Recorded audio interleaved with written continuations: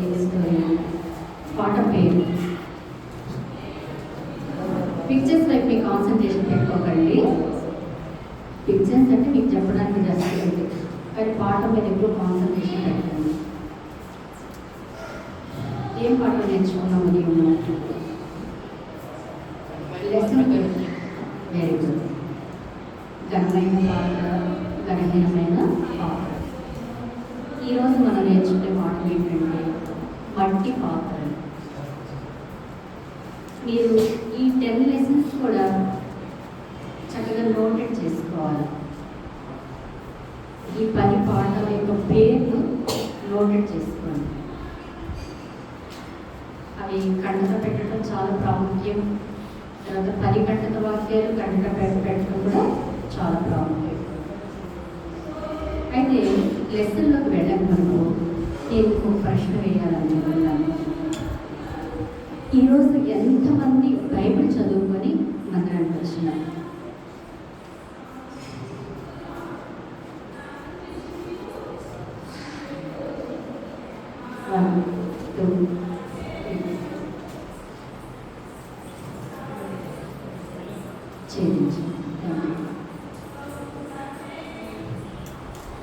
మీరంతా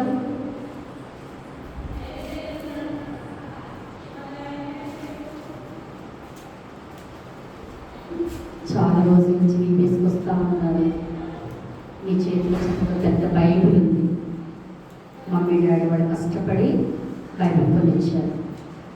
girls Sunday school attend అవుతూ ఉన్నారు, పాటలు నేర్చుకుంటున్నారు.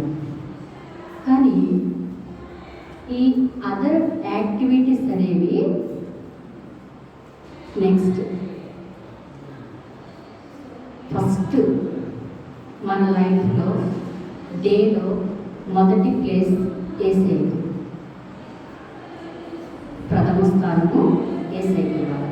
ఎట్లా ఏసైకి ఇస్తాము?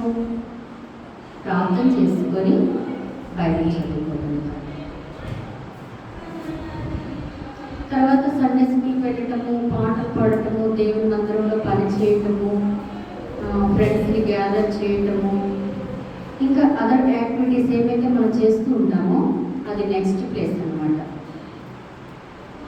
కాబట్టి పాఠం కంటే కూడా ఈరోజు మీరు నేర్చుకోవాల్సిన పాఠం ఏంటో తెలుసా? ఉదయకాలమే లేవగానే ప్రభువుకి మీ జీవితంలో ఫస్ట్ ప్లేస్ కూడా నేర్చుకోవాలి. మొదటి స్థానం కూడా నేర్చుకోవాలి. బైబిల్ చదువుకొని ప్రార్థన చేసుకోండి. అప్పుడు దేవుడు ఏం చేస్తాడు తెలుసా? మీ లైఫ్ అంతట్లో ఏ టైంకి ఏం చేయాలో అవన్నీ దేవుడు చేసేస్తుంటాడు. మీరేం అడగనవసరం లేదు. అందుకే బైబిల్లో ఒక మాట ఉంది, Matthew 6:33, తీయదు, మొదట నా రాజ్యమును నా నీతిని వెతకండి, అప్పుడు అవన్నీ కూడా మీకు అనుగ్రహింపబడు. చక్కటి ప్రామిస్, శ్రేష్టమైన వాగ్దానం. మరి ఇప్పుడే తీర్మానం చేసుకోండి. ఈ వీడియోస్ అయిపోకముందే ఇంటికి వెళ్ళిన తర్వాత మీ వీడియోస్కి వస్తాము, ఆంటీ కూడా పాటలు నేర్పిస్తారు, కథ చెప్తారు, బొమ్మలు పెడతారు, బుక్ ఫిలప్ చేసేస్తాము, లాస్ట్ డే ఏదో కంట వాక్యాలు చెప్పేస్తాము, వెళ్ళిపోతాము. రొటీన్ లైఫ్ కాదు. క్రిస్టియన్ లైఫ్ అనేది రొటీన్ లైఫ్ కాదు. నేను కూడా మీలాగానే 6th క్లాస్ ఉన్నప్పుడు వీడియోస్కి వెళ్ళాను. చిన్నప్పటి నుంచి వెళ్ళిన 6th క్లాస్లో నేను నా పాపను అనుకున్నాను. 9th క్లాస్లో బ్యాప్టిజం తీసుకున్నాను. మీలానే కూర్చున్నా నేను కూడా. చిన్నప్పటి నుంచి వీడియోస్లోనే కూర్చొని పాటలు నేర్చుకొని కథలు విన్నాను. కానీ ఇప్పుడు నేను మీకు పాటలు చెప్పడానికి కారణం ఏంటో తెలుసా? నా లైఫ్లో దేవునికి ఫస్ట్ ప్లేస్ ఇచ్చినాను కాబట్టి దేవుడు నన్ను ఇక్కడ నిలబెట్టినాడు. ఫ్యూచర్ జనరేషన్ మీరు, నెక్స్ట్ జనరేషన్ మీరు. కాబట్టి మీ లైఫ్లో మీరు కూడా ప్రథమ స్థానం దేవునికి ఇవ్వడం ద్వారా మిమ్మల్ని కూడా దేవుడు ఎక్కడ వాడుకోవాలనో, ఎక్కడ నిలబెట్టాలనో, ఎక్కడ ఒక పాత్రగా పెట్టాలనో, ఏం టాలెంట్ ఇవ్వాలనో అవన్నీ కూడా దేవుడు ఫుల్ఫిల్ చేస్తాడు. కాబట్టి ఈరోజు తీర్మానం చేసుకోండి. ఈరోజు సాయంకాలం నుంచి మొదలు పెట్టుకోండి. ఒకవేళ ఇంటికి వెళ్ళిపోతారా, ఇక్కడే స్టే ఉంటారా, డిన్నర్ అయిపోయిన తర్వాత కంపల్సరీ మీ ఓన్ బైబిల్ తీసుకొని ఒక చాప్టర్ లేకపోతే హాఫ్ చాప్టర్ చదువుకోండి, ప్రార్థన చేసుకోండి. ఎంత బ్లెస్సింగ్ ఇస్తాడో దేవుడు, ఎంత జ్ఞానం ఇస్తాడు. చేస్తారా బాయ్స్? పిల్లలు చేస్తారా? చేయండి. మళ్ళీ అడుగుతా మిమ్మల్ని. ఈరోజు పాఠంలోకి వెళ్తాం. సెకండ్ లెసన్ ఏంటంటే మట్టి పాత్రలు. ఈ పాత్ర అనేది మనకి అర్థమైపోతుంది, పాత్ర ఎట్లా తయారు చేస్తారు ఏంటి అనేది. కానీ ఆ పాత్రలోకి వెళ్ళక మునుపు ఇద్దరు వ్యక్తుల జీవితాల గురించి రాయబడి,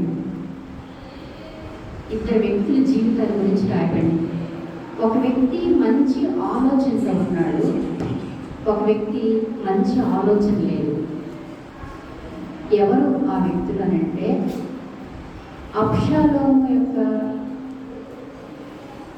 సన్నిహితుడు అహీతోపెలు చెడు ఆలోచన కలిగి ఉన్నాడంట. అబ్షాలోముకి చెడు ఆలోచన చెప్పినాడంట.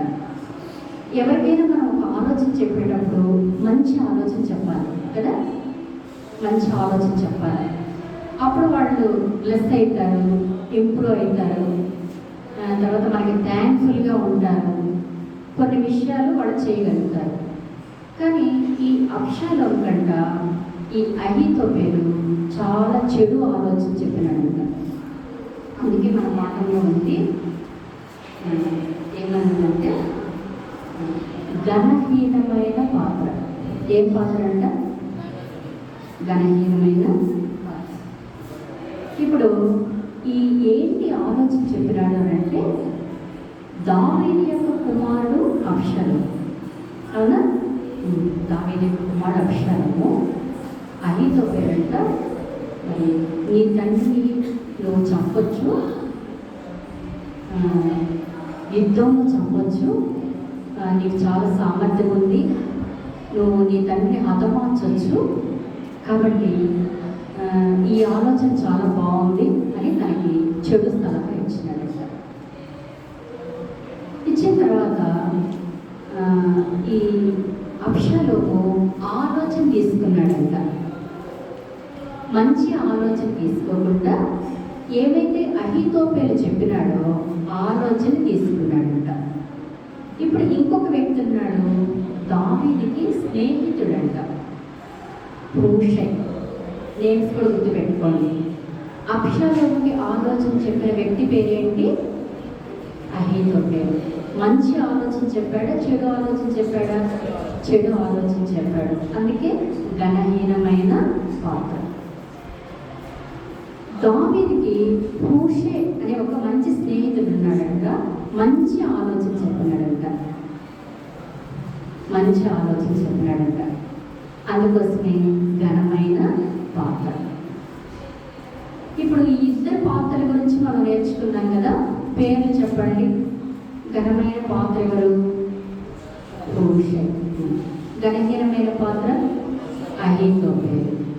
ఏంటి వాళ్ళిద్దరికి డిఫరెంట్ ఏంటి? మంచి చెడు. అహీతోపెలు ఏమో చెడు ఆలోచన చెప్పినాడు, హూషై ఏమో మంచి ఆలోచన చెప్పాడు. అంటే దావీదు యొక్క స్నేహితుడే హూషై నమ్మకంగా ఉన్నాడంట, యథార్థంగా ఉన్నాడంట, మంచి ఆలోచన చెప్పినాడంట, ఘనమైన పాత్రగా ఉన్నాడంట, చక్కటి ఆలోచన చెప్పినాడంటే. ఇంకా చాలా వచనాలు ఉన్నాయి, అవన్నీ మనకు టైం లేదు.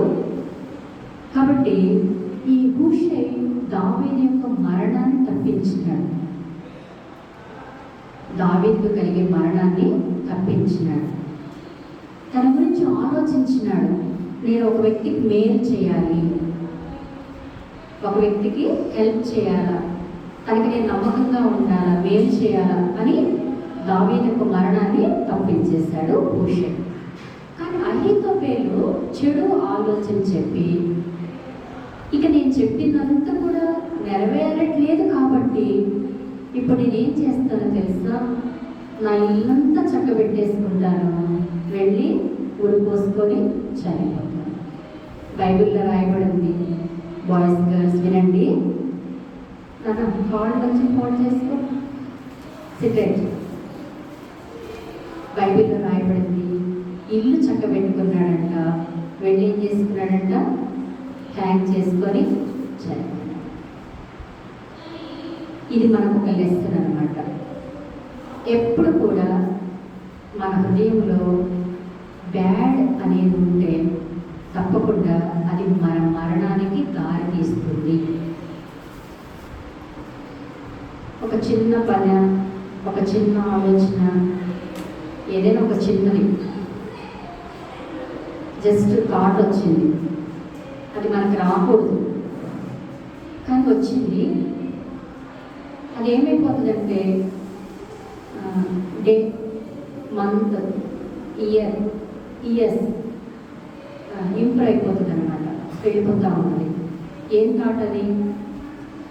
Bad thought. అవునా? ఫస్ట్ మమ్మీ సెల్లి మమ్మీ అంటారు. సరే పాపం బాబు ఎగ్జామ్స్ రాసి అలసిపోయినాడు కదా అని మమ్మీ సెల్ ఇస్తుంది. ఏం చూస్తారు? మెల్లగా చిన్నగా ఓపెన్ చేస్తారు, మెల్లగా ఓపెన్ చేస్తారు. ఈ లోపల మమ్మీ వస్తుంది, ఏం చేస్తున్నావు? ఏం చూడట్లేదు మమ్మీ అంటారు. మెల్లమెల్లగా ఎక్కడికెక్కడికో వెళ్ళిపోతారు. ఇంకా 10 minutes అయితే ఇచ్చేస్తే సెల్ ఇచ్చేస్తే నేను ఫోన్ చేసుకోవాలి వేరే వాళ్ళకి అంటారు. మమ్మీ ఇస్తాం మమ్మీ ఉండి అంటారు. అప్పటికి ఒక అర్ధగంట అయిపోతుంది. ఆ రోజు దగ్గర నెక్స్ట్ డే ఏమైంది? ఇక మమ్మీ ఎప్పుడు పని చేసుకుంటుందా? ఎగ్జాంపుల్ ఇది లైఫ్ కదా. మమ్మీ ఎప్పుడు ఏం పని చేస్తుందో చూద్దాం, ఆ సెల్ని తీసేసుకోవాలి. మమ్మీ బిజీగా ఉంటుంది కిచెన్లో, నీ పని ఏముంటుంది? సెల్ తీసుకొని. మా బాబు కూడా ఫస్ట్ అంటే చేసినాడు, అవాయిడ్ చేసేసాడు, అవాయిడ్ చేసిన సెల్. కాబట్టి అట్లా మెల్లమెల్ల ఒక చిన్న థాట్ అనేది ఏం చేస్తుంది? లాస్ట్కి డెత్, మరణం. కాబట్టి అహీతోపెలు జీవితంలో జరిగింది అదే. First Samuel, second Samuel chapters అన్నింటిలో ఉంటుంది, మీరు వెళ్ళి చదువుకోండి, చాలా హిస్టరీ ఉంది. కాబట్టి మీకు ఇప్పుడు చెప్పే పాఠం ఏంటంటే, ఏదైనా ఒక చిన్న ఆలోచన వచ్చింది అని అంటే నీకు ఒక థాట్ వచ్చేసేయాల, ఇది నా డెత్కి దారి తీస్తుంది. ఇంకోటి, దేవుని యొక్క వాక్య ప్రకారంగా లేకుండా ఏమైతే ఆలోచన నీ మనసులో వేసుకుంటావో అది వాక్యానికి సంబంధించింది కాదు, దేవునికి సంబంధించింది కాదు, దైవికమైనది కాదు, అది ఆత్మీయమైనది కాదు, ఇంట్లో మీ పేరెంట్స్ కూడా ఒప్పుకోవటం లేదు, ఒక థాట్ నీ మనసులోకి వచ్చిందనుకో అది కూడా ఏమైపోతుంది? మరణానికి దారి తీస్తుంది. ఈజీగా తీసుకోవద్దు, లైఫ్ అంటే ఈజీగా తీసుకోవద్దు. సెకండ్, క్రిస్టియన్ లైఫ్, క్రైస్తవ జీవితం అంటే కూడా ఇంకా ఈజీగా తీసుకోవద్దు. చాలా ప్రెషస్ లైఫ్ క్రైస్తవ జీవితం. డే బై డే మనం దేవునికి మన యొక్క అవయవాలు, మనకున్న సమస్తాన్ని అప్పగించుకున్నప్పుడు దేవుడు ఒక చక్కటి మార్గంలో నడిపిస్తాడు, మంచి ఆలోచన ఇస్తాడు, మంచి జ్ఞానం ఇస్తాడు, మంచి థాట్స్ ఇస్తూ ఉంటాడు, దేవుని యొక్క వాక్యం మనకు అర్థమయ్యేటట్లుగా చేస్తాడు. ఇవన్నీ కూడా మనలో జరుగుతూ ఉంటాయి. కాబట్టి అహీతోపెలు చెడు ఆలోచన కలిగి ఉండి చివరికి ఘనహీనమైన పాత్రగా అయిపోయినాడు. తర్వాత వేరే వాళ్ళకి మేలు చేయకుండా కీడు చేయడానికి ఇష్టపడ్డాడు. కానీ భూషణ్ ఏం చేశాడు? మంచి ఆలోచన కలిగి ఉన్నాడు, దావీదుకి నమ్మకంగా ఉన్నాడు, స్నేహితుడిగా ఉన్నాడు, మంచి ఆలోచన చెప్పాడు, చాలా మంచి విధానంలో నడుచుకున్నాడు. కాబట్టి ఇక్కడ ఒక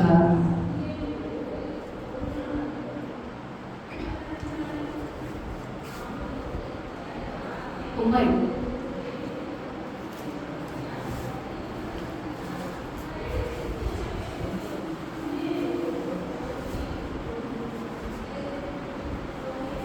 కుమ్మరివాడు ఒక మట్టి తీసుకున్నాడు. మట్టి, బంక మట్టి అంటే చిగురుగా ఉన్న మట్టి తీసుకొని బాగా ప్రెస్ చేసి నలిపేసి బాగా అంతా తమ్ముళ్ళ రాళ్ళు చెత్త అన్ని వేస్ట్ అంతా కూడా తీసేస్తాడు. ఏమేమైతే వేస్ట్ ఉందో అది తీసేస్తాడు. ఆ వేస్ట్ తీసిన తర్వాతనే ఏం చేయడానికి ఉపయోగపడుతుందామంటే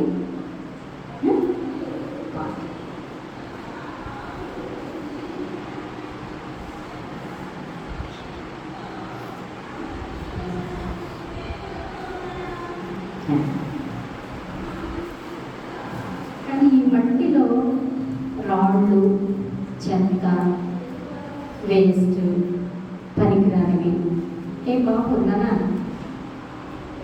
ఇద్దరు పనికిరానివి ఏమన్నా ఉంటే ఆ పాత్రని తయారు చేయాలి. బాగా విసిగిస్తాడంట.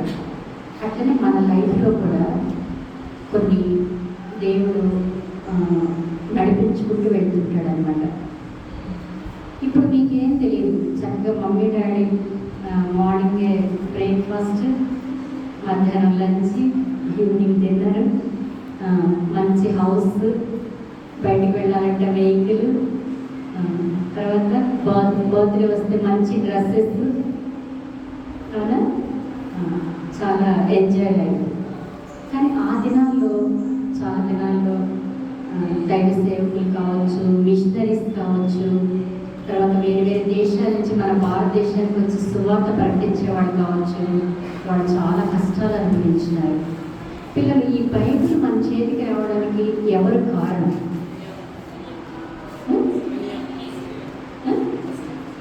ఈ బైబిల్ మన చేతిలోకి రావడానికి ఎవరు ప్రయాసపడ్డారు? William Carey. మీరు స్టోరీ వినలేదా? విలియం కేరీ స్టోరీ మీకు తెలీదా? తెలుసా? తెలియకపోవచ్చు. మిషన్స్ అన్నీ కాలిపోయినాయి.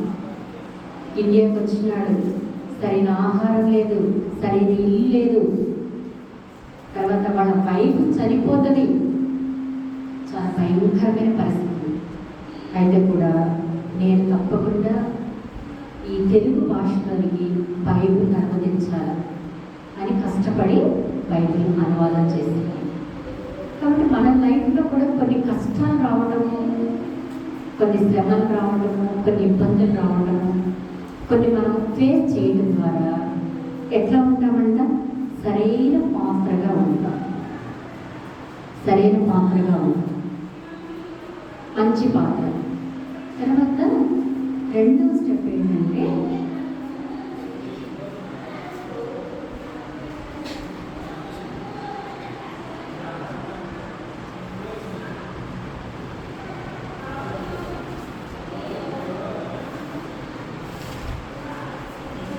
అది పాత్రలు కొన్ని పైన పెట్టినాడు కదా. ఈ పాత్రలంట ఇంత చక్కగా రావడానికి ఒక ఆవు ఉంటుందంట. ఆవు అంటే కాల్చేది. నేను మీకు జస్ట్ పిక్చర్ చూపిస్తాను. ఈ మట్టి ఉంది కదా, దీన్ని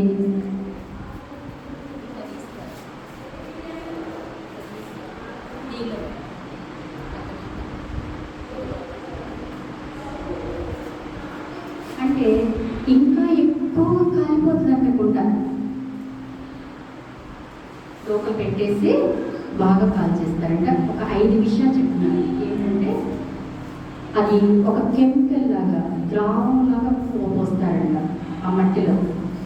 తర్వాత ఆవులు కాలుస్తారంట. అప్పుడు ఎట్లాంటి కుండ ప్రిపేర్ అయింది తెలుసా?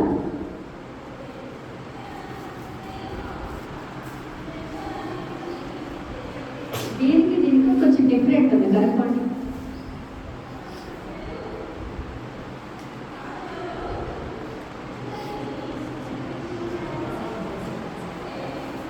కొంచెం డిఫరెంట్ ఉంది. ఆ ద్రావకాలు అవన్నీ వేసి కలర్ వేస్తాడంట కుండకి, అంటే అట్రాక్ట్ కావడానికి. మనం ప్లెయిన్ కుండ తీసుకుంటామా, ఏదైనా మంచిగా డిజైన్ వేసి తీసుకుంటామా కదా? ఇప్పుడు బాయ్స్కి ఇక్కడ ప్యాంట్ చినిగిపోతుంది, ప్యాంట్లు చినిగిపోతున్నాయి, అవి తీసుకుంటున్నారు. తీసుకోకండి. గర్ల్స్ మీరు కూడా మనం వేసుకునే వస్త్రాలు చాలా దేవుని మహిమ తేవాలి. ఎందుకు ఈ పాఠాలు మనం నేర్చుకుంటున్నామంటే విని ఇక్కడ విడిచిపెట్టడం కాదు, ప్రాక్టికల్ లైఫ్ అన్నమాట. కాబట్టి ఎట్లా అట్రాక్ట్గా ఉంటే ఆ కుండని ఒక కస్టమర్ కొనుక్కొని వెళ్ళిపోతాడు. ప్లెయిన్గా ఉంటే బాగలేదు, నల్లగా ఉంది, కొంచెం మురికిగా ఉంది, చాలా చక్కగా లేదు. కాబట్టి ఇది చూస్తే కలర్ వేస్తున్నారు, మంచిగా కలర్ అదంతా వేస్తున్నారు కాబట్టి ఈ కుండ తీసుకుంటాం. అట్లనే నీ లైఫ్లో కొన్ని శ్రమలు, కొన్ని కష్టాలు, కొన్ని ఇబ్బందులు, కొంత అనారోగ్యము, పేదరికము, కొన్ని సమస్యలు ఎదుర్కొని నువ్వు ప్రభువుకు సమీపంగా వెళ్ళినప్పుడు నువ్వు దేవునికి ఎట్లాంటి పాత్రగా కనపడతావు? కలర్ వేయబడిన పాత్రలాగా ఉంటావు. దేవునికి అట్రాక్ట్ అయిపోతావు అన్నమాట. నువ్వు హెయిర్ ఇట్లా కట్ చేసుకొని, లిప్స్టిక్స్ వేసుకొని, ఇంత పెద్ద రింగ్స్ వేసుకొని, బాయ్స్ ఇక్కడ చించుకొని, ఇదంతా చేసుకొని ఎవరికి అట్రాక్ట్ అయిపోతావు? సాతానికి. కానీ మన లైఫ్ చేంజ్ అవ్వటం ద్వారా మంచి ప్రవర్తన, మంచి మాటలు, మంచి క్రమశిక్షణ, దైవభయము, దేవుని యొక్క వాక్యము, ఇవన్నీ కూడా యేసయ్య ఏం చేస్తాడంట? అట్రాక్ట్ అయిపోతాడంట. ఈ బిడ్డ నేను ఎట్లా ప్లస్ చేయాలా, ఈ బిడ్డ నేను ఎట్లా ఆశీర్వదించాలా, ఈ బిడ్డకి నేను ఎట్లా సహాయం చేయాలా, ఒక థాట్ కలిగి ఉంటాడు. నువ్వు సామాన్యంగా వెళ్ళిపోతూ ఉంటే సినిమాలు చూసుకుంటూ, సెల్ నొక్కుంటూ, పిచ్చి డ్రెస్సులు వేసుకుంటూ, మమ్మీ డాడీ మాట వినకుండా, మందిరంలో క్రమశిక్షణ లేకుండా నీ ఇష్టానుసారంగా వెళ్ళిపోతున్నప్పుడు దేవునికి నువ్వు అట్రాక్ట్గా ఉండాలి. సాతాన్ని లాక్కుంటా ఉంటాడు. కాబట్టి ఈ పాత్ర తయారు చేయడానికి 5 విషయాలు వాడున్నాడు. ఏంటో తెలుసా? సారు మీద పెట్టినాడంట, దాని మట్టిని బాగా తడిపినాడంట, ఆవంలో కాల్చినాడంట, ద్రావకంలో మెరుగు పెట్టినాడంట, మళ్ళా ఆవంలో కాల్చినాడు. కాబట్టి ఈ ప్రక్రియ అంతా కూడా ఒక శ్రేష్టమైన పాత్ర, మంచి పాత్ర, ఉపయోగపడే పాత్ర, ప్రభు ఇష్టపడే పాత్ర అది తయారైందన్నమాట. అయితే పిల్లలు మరి ఒక వాగ్దానం ఉంది. ఏంటంటే, ప్రభు నాకు సహాయుడు, నేను భయపడను, నరమాత్రుడు నాకేమి చేయగలడు. ఒక ప్రామిస్. Hebrew 13:6. ఇప్పుడు ఇవేమో కొమ్మరవాడు చేసిన కుండల గురించి దేవుని వాక్యంలో మన లెసన్లో మనం విన్నాం. ఇప్పుడంట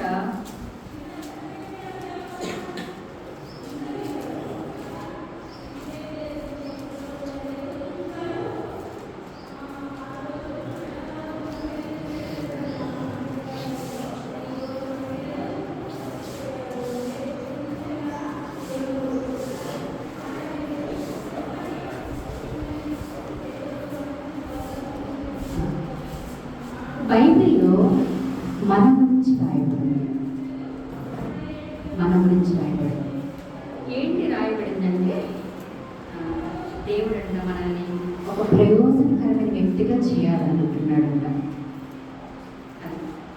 ఏమనంటే, బలమైన, సుందరమైన, ప్రయోజనకరమైన వ్యక్తిగా, దేవునికి హృదయానుసారమైన వ్యక్తిగా చేయాలని అనుకుంటున్నాడంట. ఎందుకంటే మీ క్వశ్చన్స్లో అనమాట. తప్పకుండా జ్ఞాపకం పెట్టుకోండి.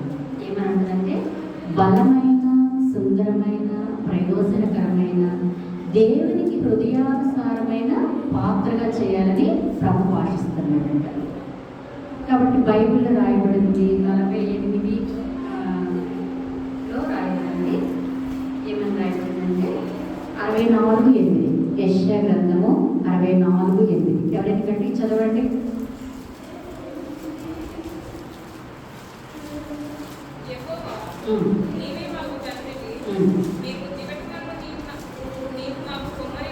చాలా యెహోవా నీవే మాకు దేవుడవు, మేము జీవితమన్ను నీవు కొమ్మరి. ఈ మాట జ్ఞాపకం పెట్టుకోండి. దేవా నువ్వే మాకు దేవుడివి, మేము జీవితమన్ను నువ్వు కొమ్మరివాడు. మరి ఏసే మనల్ని ఎట్లా తిప్పితే అట్లా తిరగాలనా లేదా? సారి మీద కొమ్మరివాడు వాడు ఏం చేస్తున్నాడు? తిప్పుతా ఉన్నాడు, మట్టి చెత్త చెత్త అంతా తీసేస్తా ఉన్నాడు, పిసుకుతా ఉన్నాడు, మట్టిని బాగా పిసుకుతా ఉన్నాడు, ఇంకా వస్తుంది చెత్త తీసేస్తా ఉన్నాడు, శ్రేష్టమైన పాత్రను సిద్ధపరిచినాడు. ఇప్పుడు మన చేతిలో కూడా దేవుని యొక్క వాక్యం ఉంది, బైబిల్ ఉంది. దేవుని యొక్క వాక్యం బైబిల్ ఉంది. కాబట్టి ఇప్పుడు మన కొమ్మరు ఎవరంట? కొమ్మరు ఎవరు? యేసయ్య. యేసయ్య చేతిలోకి మనం వెళ్ళిపోతే, యేసయ్య చేతిలోకి మనం వెళ్ళిపోతే మనలో 6 లక్షణాలు మీకు ఫిల్ ఇన్ ద బ్లాంక్స్ ఉన్నాయి, జ్ఞాపకం పెట్టుకోండి. మనలో 6 లక్షణాలు తీసేసుకోవాలంట. మొట్టమొదటిగా కోపం. అంటే నాకు ఏం కోపం లేదన్నవాడు చేయండి. అంటే నాకు ఏం కోపం రాదంటే అసలు మీరేం చెప్తే నాకు కోపం రాదంటే అన్నవాడు చేయండి.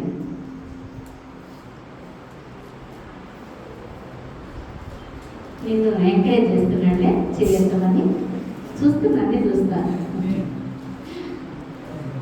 పిల్లలు నాకు పెట్టుకోండి. బయట ఒక మాట ఉంది, కోపం రావచ్చు కానీ పాపం చేయకూడదు. వస్తుంది ఆల్మోస్ట్, మనం మనుషులు కాబట్టి కోపం వస్తూ ఉంది. మరి నేను ఒప్పుకోవాలి మీ ముందు, చాలా కోపం నాకు.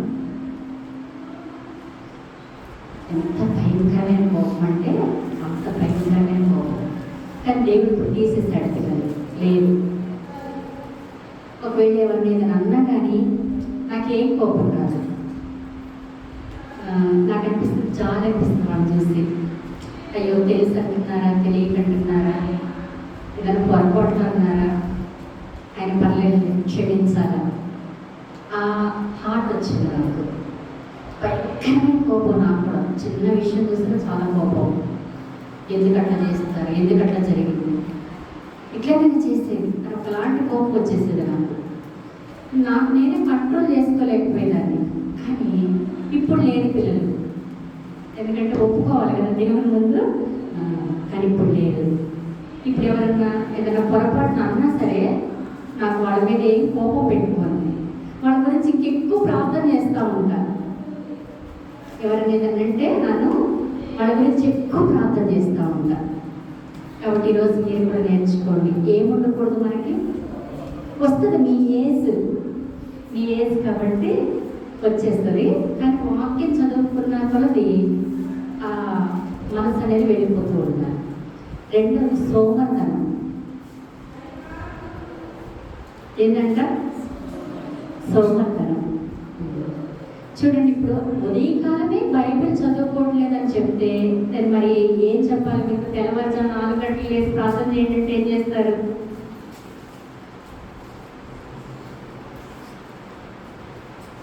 తెల్లవారుజాము 4 గంటలకు లేసి ప్రార్థన చేయండి అంటే ఏం చేస్తాను? నేను మా బాబుని లేపుతా 4 o'clock.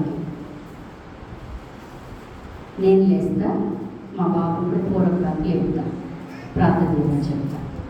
Everyday 4 o'clock. మీరు కూడా ట్రై చేయండి. ఫస్ట్ 5 minutes చేసుకోండి, తర్వాత 10 minutes చేయండి, తర్వాత 15 minutes చేయండి. ఎంత ప్లస్ అవుతారో తెలుసా మీరు? ప్రాక్టికల్ లైఫ్ బిడ్డలు, ప్రాక్టికల్ లైఫ్ 4 o'clock, మరి 5 o'clock. ఎవరు లేవక మనకు సోమతనం అంటే ఇది.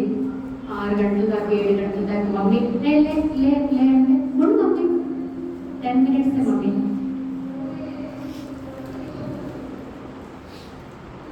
ఫస్ట్ మా బాబు కూడా చాలా సతాయించేవాడు, లేచేవాడు కాదు, కానీ అలవాటు చేస్తాను. కాబట్టి లేవాలి, లేచి ప్రార్థన చేసుకోవాలి. సోమవారం విడిచిపెట్టేశాను. ఇప్పుడు నా ఏజ్ పెరుగుతూ ఉంది. నాకు ఇంట్లో రెస్పాన్సిబిలిటీ ఏంటి, మా మమ్మీ రెస్పాన్సిబిలిటీ ఏంటి, నా రెస్పాన్సిబిలిటీ ఏంటి, నా ఫ్యూచర్ రెస్పాన్సిబిలిటీ ఏంటి, నా స్టడీ రెస్పాన్సిబిలిటీ ఏంటి అనేది మీ మైండ్లో వేసుకుంటే నిద్రంతా వెళ్ళిపోతుంది. మమ్మీ 3 పూటలు చేసి పెడతా ఉంటే బెడ్రూమ్లో తీసుకొచ్చేస్తుంది కదా, హాల్లో బెడ్రూమ్లో పెడతా ఉంటుంది. కాబట్టి ఏ రెస్పాన్సిబిలిటీ లేదు. హ్యాపీగా తినడం, హ్యాపీగా ఉండటం. సరే, ఒకవేళ మమ్మీ చేసి పెట్టినా దేవుని దగ్గరికి వచ్చేటప్పుడు సోమతనం ఉండకూడదు. మంచి హ్యాపీగా తినండి. స్నాక్స్ తింటారా, కేక్స్ తింటారా, ఇంకేమైనా తింటారా, తినండి, మంచిగా తినండి, యవనస్తులు వేరు. కానీ సోమతనం ఉంచుకోకూడదు. ఆడపిల్లలు మీరంతా పనులు చేస్తారా? ఇంట్లో పనులు చేస్తారా? చేయాలి. మమ్మీకి హెల్ప్ చేయాలి. బాయ్స్ మీరు కూడా చేయొచ్చు. కాబట్టి సోమరితనము అనేది ఒక చిన్న బ్యాడ్ అన్నమాట, అలవాటు, చెడ్డ అలవాటు. అది పోవాలి. 3వది అసూయ కూడా పాపం. అంటే స్టడీ పరంగా కావచ్చు, ఆత్మీయంగా కావచ్చు, ఎవరి మీద అసూయ పడద్దు. పిల్లలు చూస్తారు కదా, 2 పాత్రలు ఉన్నాయి. ఒక పాత్ర ఒక విధంగా ఉంది, ఇంకొక పాత్ర ఇంకొక విధంగా ఉంది. దేవుడు ఒక్కొక్కరిని ఒక్కొక్క స్థానంలో ఉంచుతాడు. ఇంట్లో వస్తువులన్నీ కూడా ఒక విధంగా ఉంటాయా? ఉండవు. కానీ మనం వినియోగించుకునే ప్రతి వస్తువు కూడా చాలా ప్రయోజనకరమైంది. వినియోగించుకోవాలి. కోంబు అవసరమే, డ్రెస్ అవసరమే, షూస్ అవసరమే, ఇవన్నీ అవసరమే. తర్వాత ఇంట్లో వాడుతున్న వస్తువులు కూడా చాలా అవసరమే. ప్రతిదీ అవసరమే. కాబట్టి మనం కూడా అంతే. మనం ఎలా ఉండాలి, ఏ స్థానంలో ఉండాలా, దేనికి ఉపయోగకరంగా ఉండాలి అనేది దేవుడు తయారు చేసేసాడు. కాబట్టి వేరే వాడు మంచిగా ఉంటే, వేరే వాడు హై పొజిషన్లో ఉంటే చూసి మనం ఏం చేయకూడదంట? చెప్పండి అబ్బా, నోరు తెలిసి. అసూయ పడకూడదు. నీకంటే మంచిగా పాడతారా, నీకంటే మంచిగా వాక్యం చదువుతారా, నీకంటే మంచిగా చదువుకుంటున్నారా, నీకంటే మంచిగా అందంగా ఉన్నారా, అయినా అసూయ పడకూడదు. నేను ఎట్లా ఉంచాడో నువ్వు అట్లా ఉండిపో. నీకు కూడా మంచి కళ్ళు ఇచ్చినాడు, కాళ్ళు ఇచ్చినాడు, చేతులు ఇచ్చినాడు, అన్నీ ఇచ్చినాడు. నిన్ను చేసే రూపంలో నిన్ను చేశాడు, వేరేవాడు చేసే రూపంలో వేరేవాడు చేశాడు. మరి వాడు చూసి నువ్వు ఎందుకు అసూయ పడతావు? అసూయ పడతావు. మనం ఒకవేళ చిన్న ఇంట్లో ఉంటున్నాం, వేరే వాళ్ళు పెద్ద ఇంట్లో ఉంటున్నారు, అపార్ట్మెంట్లో. అసూయ పడచ్చా? అసూయ పడకూడదు.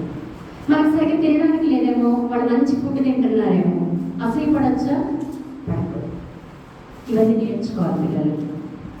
ఎందుకంటే మన ఫ్యామిలీ ఏంటి, మన హౌస్ ఏంటి, మన పేరెంట్స్ ఏంటి, మనకి ఇచ్చిన ఏంటి, దాంతో ఏం చేస్తూ ఉండాలా? వెళ్ళిపోతూ ఉంటారు. ఎప్పుడు జీసస్కి, దేవుడికి మనం థ్యాంక్ఫుల్గా ఉంటూ ఉంటామో దేవుడు ఇంకా ప్లస్ చేసుకుంటూ వెళ్ళిపోతుంటాడు. మనం చూసే వేరే వాడు అపార్ట్మెంట్ కూడా మనకి ఇంకా 2 అపార్ట్మెంట్లు ఇచ్చేస్తాడు దేవుడు. కానీ వాళ్ళని చూసి నువ్వు ఎప్పుడైతే అసూయ పడతావో అక్కడే ఉండిపోతావు. కాబట్టి అసూయ అనేది కూడా ఒక చెడు ఆలోచన. ఇప్పుడు 3 చెప్పాను. మొట్టమొదటిది కోపం, 2 సోమర్తన, 3 4 స్వార్థం. స్వార్థం. దీని మీనింగ్ ఏంటి అంటే నాకే కావాలి,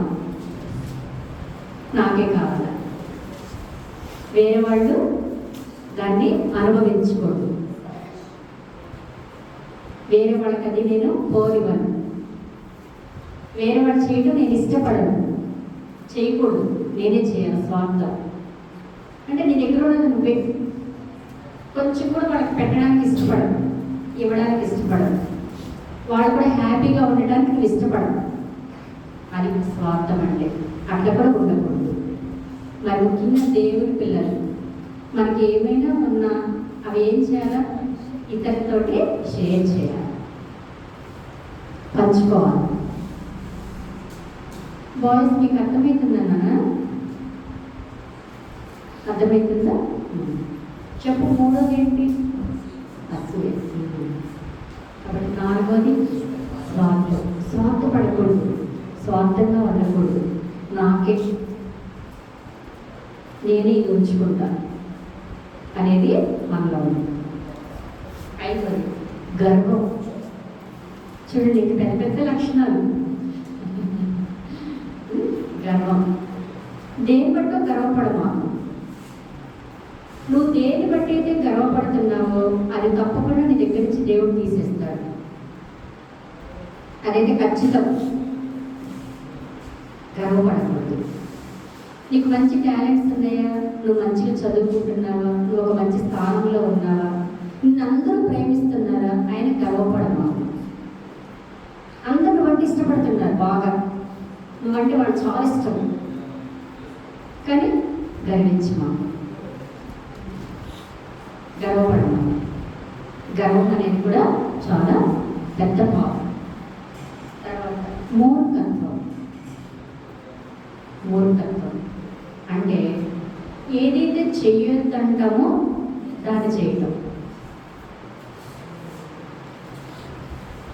మీరు ఇది నేర్చుకోండి. మీ మమ్మీ డాడీ పర్మిషన్ లేకుండా ఏ స్థలానికి మీరు వెళ్ళకూడదు. అర్థమైందా? మమ్మీ చెప్తుంది అక్కడికి వెళ్ళొద్దు, డాడీ చెప్తాను అక్కడికి వెళ్ళొద్దు, నువ్వు ఆ ఫ్రెండ్ దగ్గరికి వెళ్ళొద్దురా, ఎందుకు అంత సమయం గడుపుతావు అంటారు. ఏం డాడీ, నేను స్పెండ్ చేయొద్దా టైము, నా ఫ్రీడమ్ ఉందా,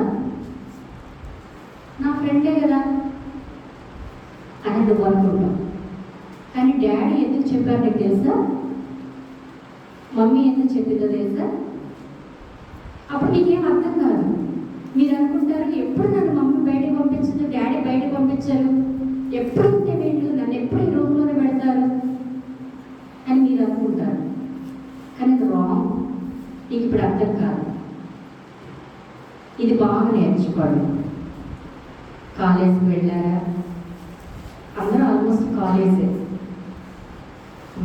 ఇక్కడ డిగ్రీ అయిపోయినాడు చేయొద్దండి, డిగ్రీ ఇంటర్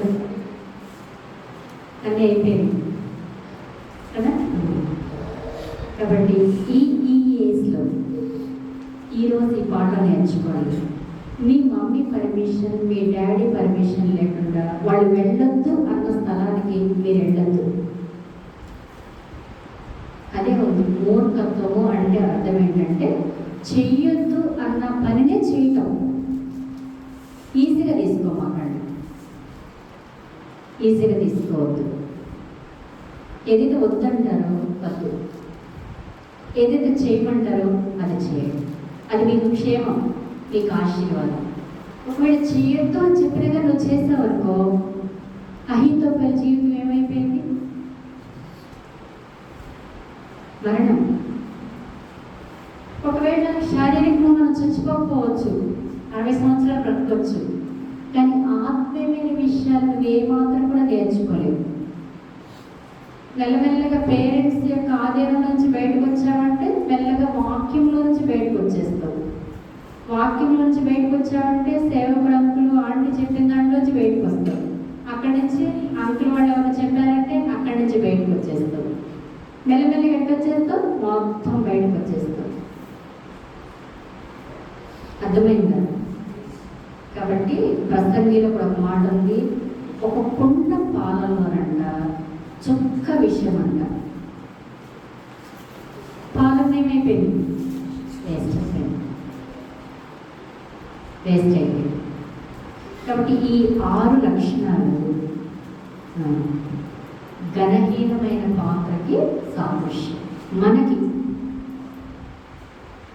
ఘనహీనమైన పాత్ర గురించి, అహీతోపెలు గురించి రాయబడితే మనలో ఉండే ఈ చెడు విషయాలన్నీ కూడా బయటకు వెళ్ళిపోవాలి. ఇప్పుడు 1 by 1 చెప్పండి. ఫస్ట్ చెప్పండి. కోపము, సోమర్తనము, అసూయ, స్వార్థము, గర్వము, మూఢత. మనసులో బాగా వేసుకోండి. ఇవన్నీ కలిగి ఉండాలా, విడిచిపెట్టాలా?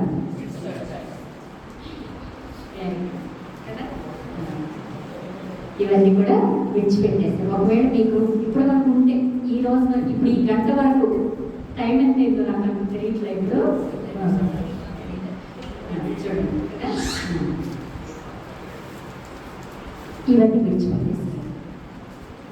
మళ్ళీ అనుకోండి, ఇంటికి వెళ్ళిన తర్వాత ఈరోజు 2 పాఠాలు విన్నాము. ఈ పాఠంలో 6 లక్షణాలు మనం చేయకూడదు.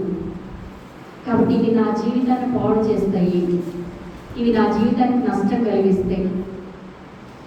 తర్వాత చెప్పాను కదా, మంచిగా చదువుకుంటారు, జాబ్ వస్తుంది, సెటిల్ అయిపోతారు, మమ్మీ డాడీ హ్యాపీగా ఉంటారు మిమ్మల్ని చూసి. కానీ మీ లైఫ్ ద్వారా ఎవరికి మహిమ రావాలా? చెప్పండి, చెప్పనా? దేవునికి. ఓకే, నేను చెప్తున్నా, బైబిల్లో కూడా ఉంది. దేవుడు ఆశీర్దిస్తాడు. మనం తప్పు చేసినా, మనం తప్పు చేయకపోయినా, మనం మంచిగా ఉన్నా, మంచిగా లేకపోయినా, దేవుని ప్రేమ అది. దేవుని ప్రేమ మనల్ని ఆశీర్దించుకుంటూ వెళ్ళిపోతుంటాడు. కానీ దేవుడు మహిమకరంగా ఉండాలి అంటే ఈ లక్షణాలు కానీ, ఈ చెడు అలవాట్లు కానీ మనలో నుంచి పూర్తిగా వెళ్ళిపోవాలి. అప్పుడే దేవుడు మనల్ని చూసి ఒక మంచి పాత్ర, నా చేతిలో వాడబడే పాత్ర, నాకు మహిమ తెచ్చే పాత్ర, నాకు ఇష్టమైన పాత్ర, నేను ప్రేమించే పాత్ర. చూడండి, మీకు కొన్ని గ్లాసెస్, కొన్ని కప్స్, కొన్ని ప్లేట్స్ అంటే చాలా ఇష్టం. ఎప్పుడు దాంట్లోనే తాగుతూ ఉంటారు. బూస్ట్ కలుపుకొని అదే కప్పు. ఏదైనా ఒక మంచిది ఏదైనా స్నాక్ తీసుకున్నప్పుడు సేమ్ అదే ప్లేట్. ఒకవేళ మీ మమ్మీ వాళ్ళు అట్లా ఇవ్వలేకపోతే నా ప్లేట్ నాకే పెట్టంటారు. అవునా? కొన్ని ఇష్టమైన ప్లేట్స్ ఉంటాయి, కొన్ని స్పూన్స్ ఉంటాయి, కొన్ని కప్స్ ఉంటాయి, కొన్ని వాడుకునే వస్తువులు. ఎందుకు అవి నీకు ఇష్టం, దాంట్లో తింటేనే నీకు హ్యాపీగా అనిపిస్తుంది. కాబట్టి దేవుడు కూడా అంతే. నేను ఒక ఇష్టమైన పాత్రగా చేయాలనుకున్నప్పుడు, ఒక మంచి పాత్రగా చేయాలనుకున్నప్పుడు, ప్రభువుకి ఇష్టమైన లక్షణాలు నీలో ఉన్నప్పుడు నువ్వు ఒక మంచి పాత్రగా ఉండదు. కాబట్టి ఇప్పుడు ఈ పాట మనకేం నేర్పిస్తుందంటే, ప్రభు యొక్క రాకడ కొరకు మనం ఎదురు చూస్తూ ఉంటామంట. అంటే సంపూర్ణులకు చేయబడతాం. మెల్లమెల్లగా ప్రభు యొక్క లక్షణాలు. యేసయ్యకి స్వార్థం ఉందా? లేదు. అసూయ ఉందా? లేదు. గర్వం ఉందా? లేదు. సోమర్తనం ఉందా? ఇవన్నీ యేసయ్యలో లేవు. కాబట్టి మనలోనికి ఈ లక్షణాలన్నీ వస్తున్నప్పుడు మన రూపం మారిపోతుందంట. ప్రభు రాకడ కొరకు మనము ఎదురు చూస్తూ ఉంటామంట. అయితే మన లెసన్లో చెప్పినట్లుగా ప్రభు హస్తాలకు వెళ్ళిపోవాలంట.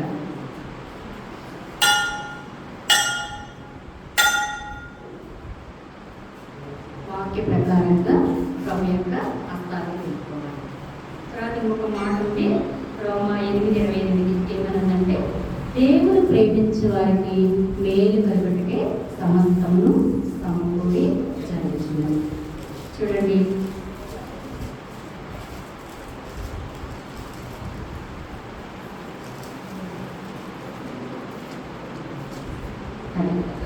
ఈ పాత్ర ఎక్కడుంది? చాలా పెద్దది, చాలా పెద్దది. కష్టాలు, శ్రమలు, ఇబ్బందులు, బాధలు, ఇంకా అన్ని భరించి భరించి భరించి చాలా భరించి ఒక మంచి పాత్రగా తయారైపోయింది. ఇష్టమైన పాత్రగా యేసయ్య చేతులకు వెళ్ళిపోయిందంట. ఏ పాత్ర? ఆ పాత్ర.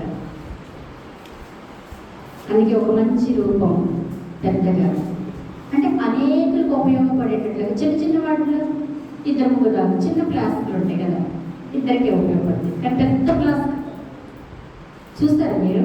30 కప్స్, 40 కప్స్, 100 కప్స్ అనేకులకు ఉపయోగపడుతుంది. కాబట్టి ప్రభు చేతిలో మనం వెళ్ళిపోతే ప్రభు కూడా మనల్ని ఏం చేస్తాడంటే ఒక మంచి పాత్రగా చేస్తాడు.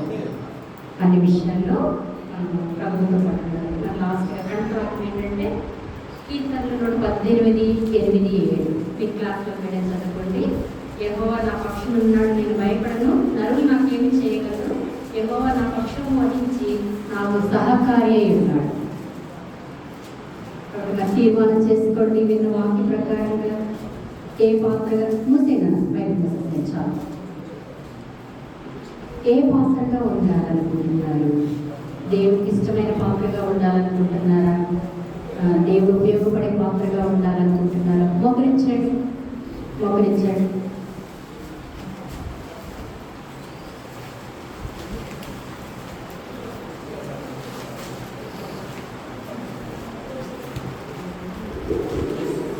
పైకి మోకండి, పైకి మోకండి. తీర్మానం చేసుకోండి. వేరే వాడు వచ్చేసి సమయం కాదని తీర్మానం చేసుకోండి. ప్రేమలిగిన తండ్రి, ఈ మధ్యాహ్నం కాలం మీ వాక్యమైన విత్తనము మా హృదయాల్లో వేశారు. కొన్ని ప్రాక్టికల్ థింగ్స్ చెప్పినారు, వాక్యంలో నుంచి చెప్పారు, పాఠంలో నుంచి చెప్పారు.